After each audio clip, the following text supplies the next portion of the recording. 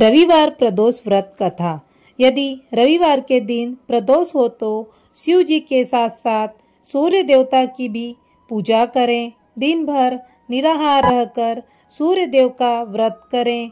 दिन भर निराहार रहकर सूर्य डूबने के पहले ही पूजन कर ले।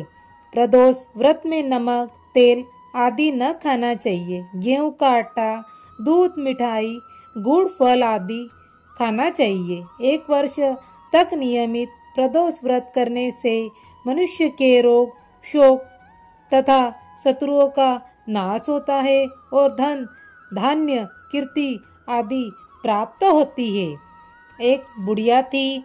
रविवार के दिन वह हमेशा अपने घर को गाय के गोबर से लिपती तथा सायंकाल के पहले ही शिव जी की पूजा करती तथा पकवान एवं फलों से नैवेद्य लगाती, स्वयं प्रसाद खाती। इससे शिव जी एवं सूर्य देव उस बुढ़िया के ऊपर प्रसन्न हो गए और उसके पास किसी भी प्रकार की कमी न थी।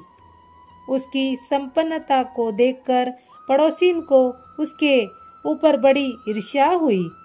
अपने मन में सोचा कि एक यह बुढ़िया है, मेरी गाय के गोबर से अपना घर लिपती है, इसी कारण इसको धन धान्य की प्राप्ति हुई है। अतः उसने अपनी गाय को घर के भीतर बांधना प्रारंभ कर दिया, जिस कारण उस बुढ़िया को अगले रविवार को गोबर न मिला। तो उसने अपना नियम भंग जानकर बहुत ही चिंता की और बिना कुछ भोजन बनाए खाए ही सो गई। रात में भगवान ने उस बुढ़िया को स्वप्न दिखाया और कहा कि तुम्हें आज गोबर नहीं मिला है, जिससे तुम बहुत दुखी हो।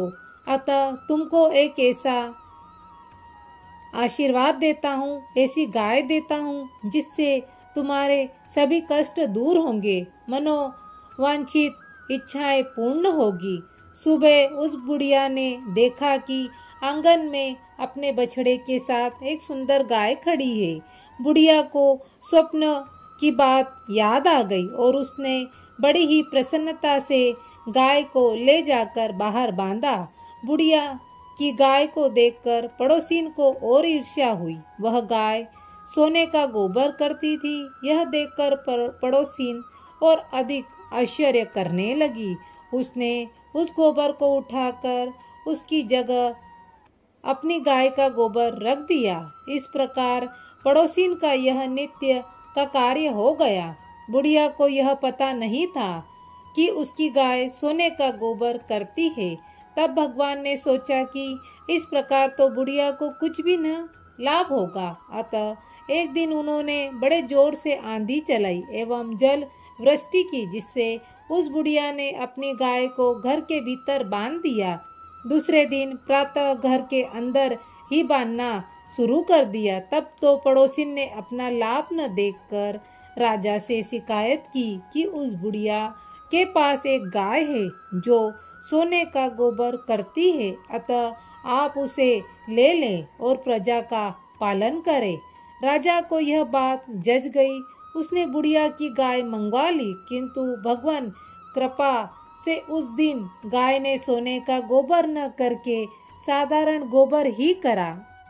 तब राजा ने उस बुढ़िया को बुलवाकर पूछा कि तुम्हारी गाय वास्तव में सोने का गोबर देती है? तब बुढ़िया ने कहा कि महाराज, मैं प्रत्येक रविवार को घर लिपती हूँ, भगवान की पूजा करती हूँ एवं संध्या समय भोजन करती हूँ। उसी के प्रभाव से यह गाय मुझे प्राप्त हुई है और सोने का गोबर करती रही है।